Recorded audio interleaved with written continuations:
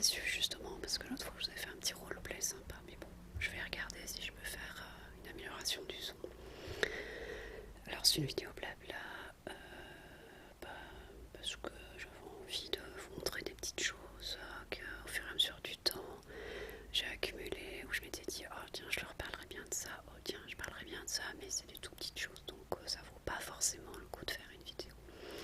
Alors il y a une chose dont je voulais vous parler, c'était d'une marque de montre et je ne suis pas subsidiée par la marque, clairement. C'est une marque de montre qui s'appelle Holzkern. Alors je vous montre la mienne.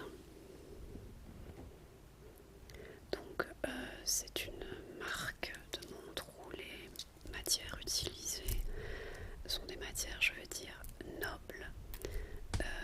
Donc il y a différents types de bois, différents types de pierres.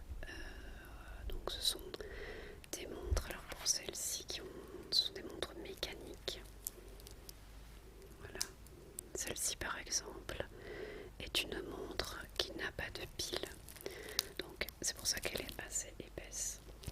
Donc c'est une montre qui n'a pas de pile et qui fonctionne avec le mouvement du poignet, donc quand on bouge. Donc dès qu'on bouge, la montre se recharge. Quand on ne la porte pas, elle s'arrête et il suffit de la remonter. Elle repart, on remet l'heure et on repart pour une série de temps qu'on la porte en fait.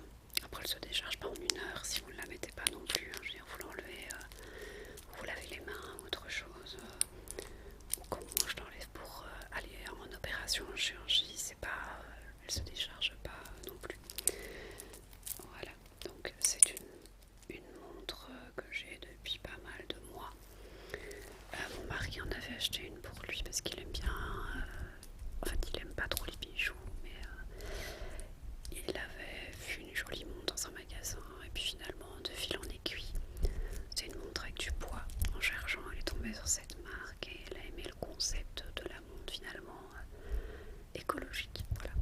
Et donc ce sont des montres qui sont livrées autour d'un petit coussin en liège dans une boîte en bois.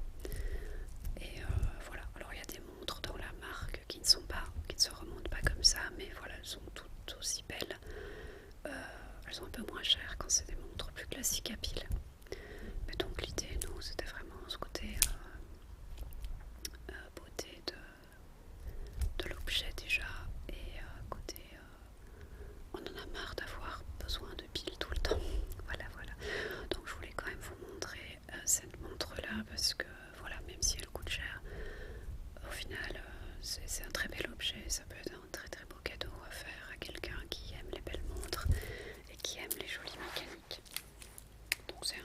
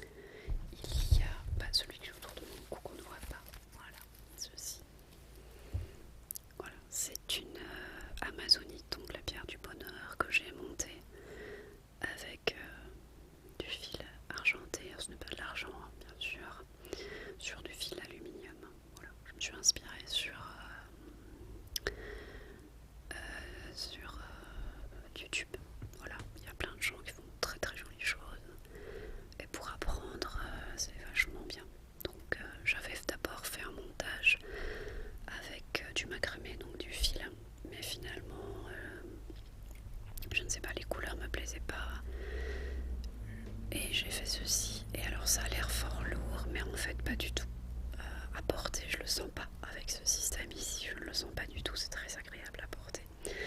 Et donc c'est un galet d'amazonite que j'ai acheté à Chamonix quand j'étais en vacances. Et donc celui-là, bien sûr, je vais le garder. C'est pas la plus belle amazonite du monde, hein, d'accord, c'est des trucs de pièges à touristes, mais bon voilà, c'est un petit souvenir. Et pour le coup, je me suis dit tiens que j'allais la sortir avec un petit bracelet. Alors vous lui vient de chez Nature Découverte, hein, d'amazonite, parce que j'aime bien, et puis voilà, j'aime bien le son, j'aime bien le côté naturel. Et puis après, si ça peut nous faire du bien, voilà, donc je les mets au soleil, je les mets en rapport à la terre. Je trouve ça très relaxant comme bijou. Voilà.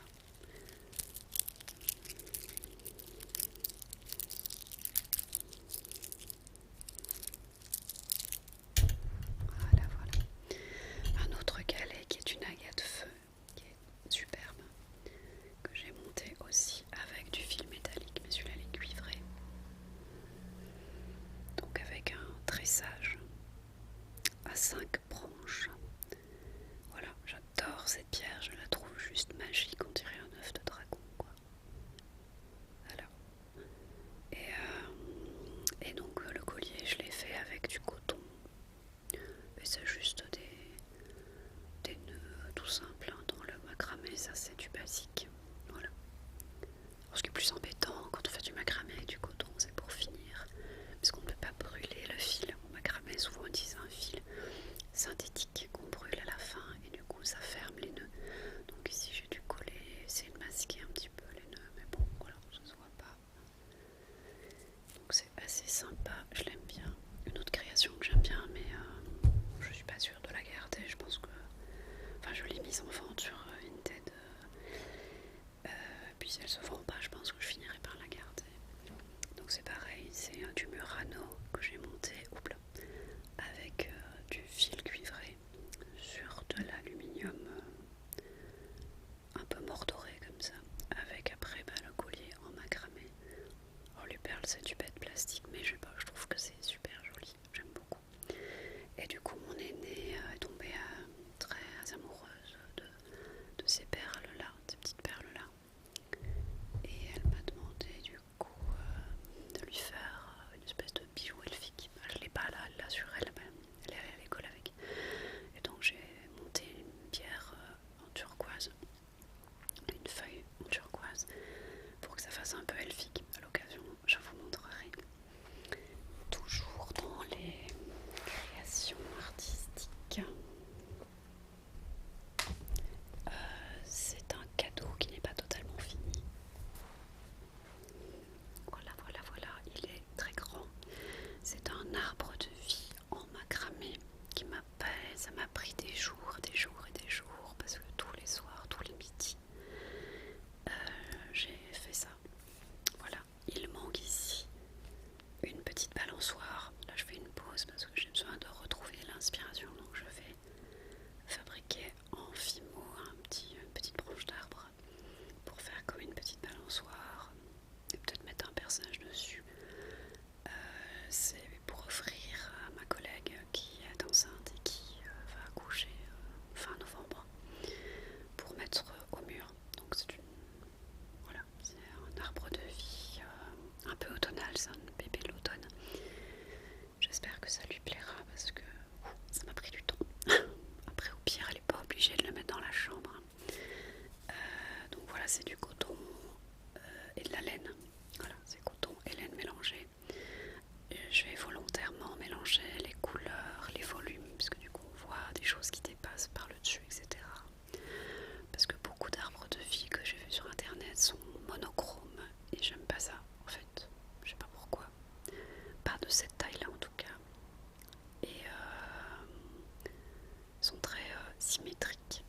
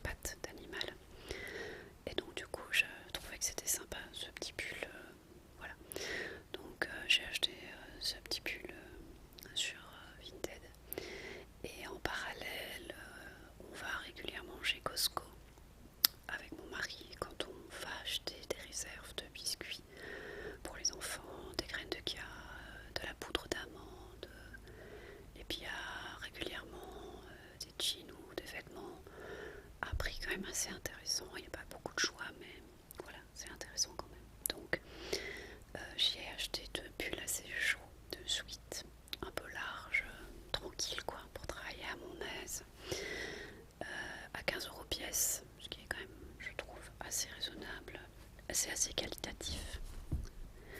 Et j'ai customisé l'un des deux. Je vais vous montrer, c'est celui-ci. Donc à la base c'est un pull beige gilet, blanc cassé gilet gris. Et je vais être honnête, au départ je voulais pas faire des masses de choses dessus, mais j'ai renversé un pot de peinture dans cette pièce-ci. Il m'a fallu 3/4 d'heure pour tout nettoyer. Il est tombé au sol, il a explosé et il y en avait partout sur le pull. Donc plutôt que de foutre en l'air un pull tout nouveau, j'ai décidé de, tant qu'à le customiser, de le customiser à fond pour rattraper le coup. Donc au final ça donne ça.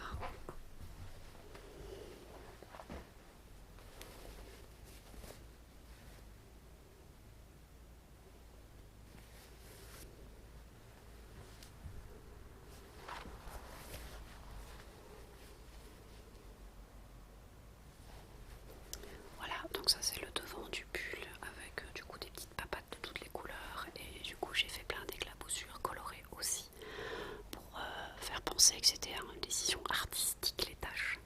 Et dans le dos je voulais faire un chat un peu traumatisé d'être chez le veto parce qu'il va se faire son vaccin, donc il va avoir une piqûre. Et donc je me suis inspirée d'une série de petites BD que je vais vous montrer juste après pour dessiner ce chat un peu terrorisé.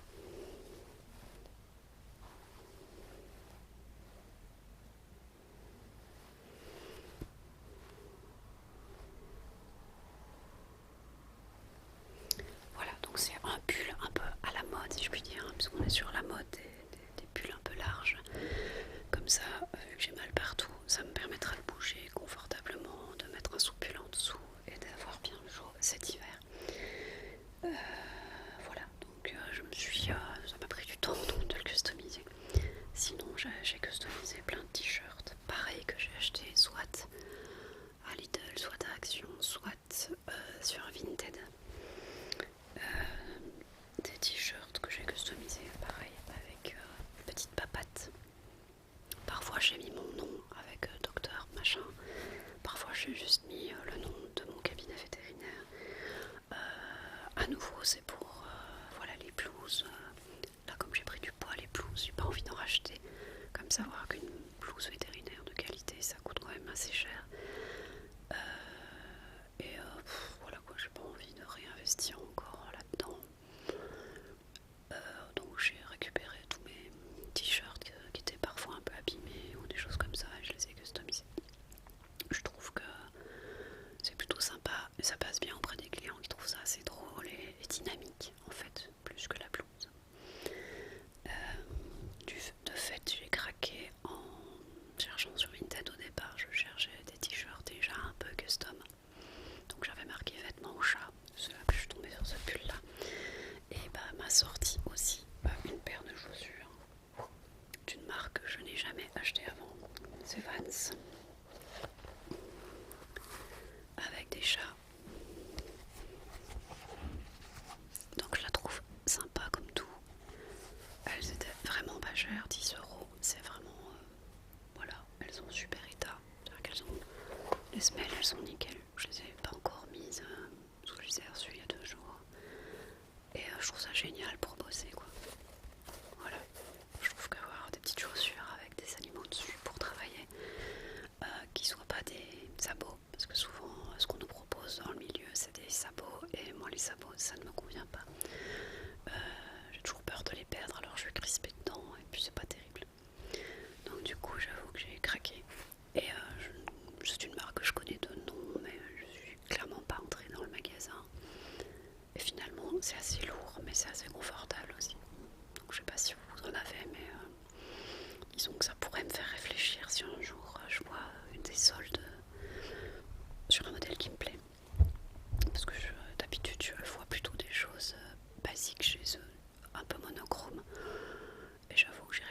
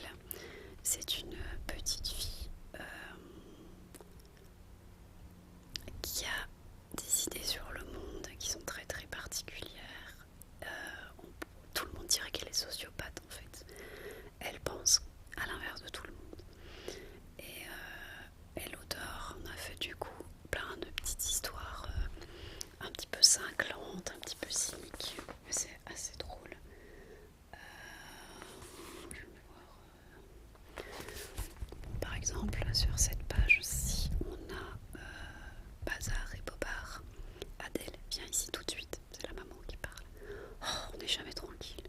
Quoi? C'est quoi ce bazar? Bah ça c'est l'expression de ma personnalité. Tu vas me faire plaisir d'être un peu moins expressive alors. Tu sais, maman, ce fouille témoigne de toute la créativité et de l'effervescence de mon esprit. Et c'est grâce à toi, tu vois, tu fais de moi une petite fille épanouie avec un univers intérieur si riche. Alors tu vois, maman me demandait de ranger ma chambre. C'est un peu comme si tu me disais que tu n'aimes pas la petite fille que je suis devenue. Oh ma chérie, oh tu as raison, laisse ta chambre comme ça, retourne jouer ma puce. D'accord, maman. Bah dis donc, tu m'as émue, c'est beau ce que t'as dit. Et là c'est son ami imaginaire qui lui parle. Maman est vraiment prête à gober n'importe quoi. Donc son ami imaginaire, contrairement par les enfants, c'est une espèce de petit fantôme. Voilà, voilà. Et c'est une petite fille manipulatrice, très intelligente et qui pas du tout, qui rentre pas du tout dans le moule. Et voilà, donc par exemple ici c'est Choupi to Love. Là c'est la rentrée des claques. On voit qu'elle s'entend pas avec ses copines. Voilà, ça on vous le dit dès le départ.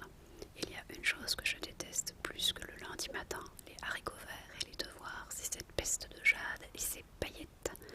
Mais ne comptez pas sur moi pour me laisser faire. Je compte bien lui montrer que l'élève la plus mortelle de l'école, c'est moi. Donc, alors elle a plein d'histoires comme ça. Là ici c'est Adèle, ça sent la croquette. Avec son ami imaginaire et ce petit bonhomme tout moche de Noël là. Owen est revenu alors qu'il était devenu la star d'un boys band. Je croyais ne plus jamais le revoir, sauf qu'on dirait bien qu'il a retrouvé le chemin de la maison. Mais qu'est-ce que je vais bien pouvoir faire d'un zombie cannibale, moi? Donc Owen, le zombie créé par Adèle, est de retour et il ne sera pas de trop pour l'aider à multiplier les bêtises, bien décidé à en faire l'outil de sa conquête du monde. Adèle essaye de réveiller le monstre qui sommeille en lui, mais il semblerait que la créature soit bien plus inoffensive que notre adorable peste.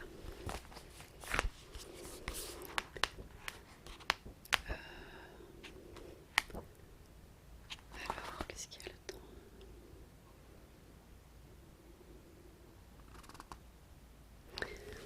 Par exemple, ici, question existentielle. Dis grand-mère, tu peux me faire une promesse. Laquelle? Si un jour tu meurs, oh, mais je ne vais pas mourir, ma chérie, ne t'inquiète pas. Ah, mais je suis pas inquiète, hein. Je voulais que tu me promettes de revenir nous hanter.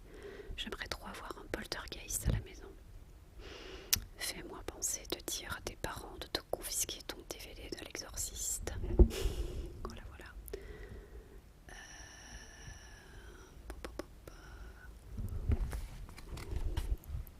Oh, mes filles connaissent bien les blagues.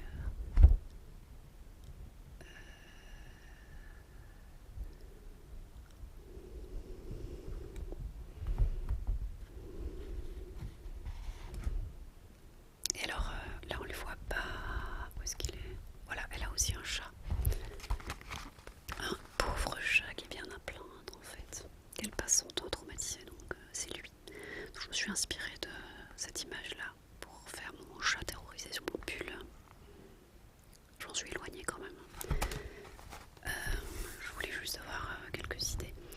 Et donc en fait au départ, elle était convaincue que c'était un tigre. Et donc elle s'est rendue compte que c'était pas un tigre, elle était pas contente parce qu'elle voulait un animal sauvage. Elle lui en fait voir des vertes et des pas mûres. Donc c'est vraiment génial parce que c'est pas vulgaire et en même temps c'est très drôle. Et quelque part, je pense que c'est aussi une manière pour les enfants bien de discuter aussi du bien et du mal et de rire du mal, mais du gentil mal quoi. Ça peut engendrer discussion, donc régulièrement, petit chat vient me voir avec, elle dit ah, regarde maman, ça c'est trop drôle. Parce que clairement, je n'ai pas pris le temps de les lire. J'ai lu le premier et le deuxième. Puis après, je regarde ce que mes filles me montrent. Donc voilà. Donc c'était ma vidéo plein de blabla. Je vais finir par... bon, je vous avais parlé, je pense, que j'avais du coup des choses qui sont mises en route pour ma santé. En résumé, j'ai été reçue par un médecin, un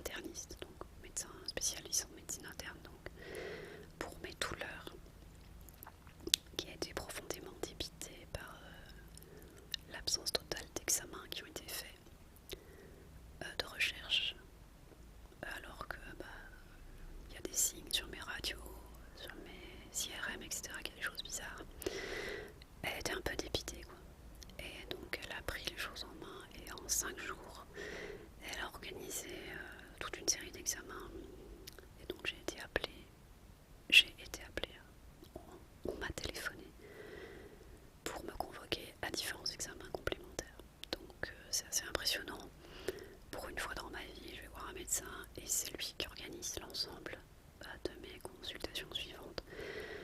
Et donc en fait, dans les 3 semaines, j'ai eu un PET scan. Donc le PET scan, c'est un scanner de l'ensemble de l'organisme, donc de la tête aux pieds, avec un produit de contraste. Donc ça détecte, de manière générale, on l'utilise pour détecter les cancers.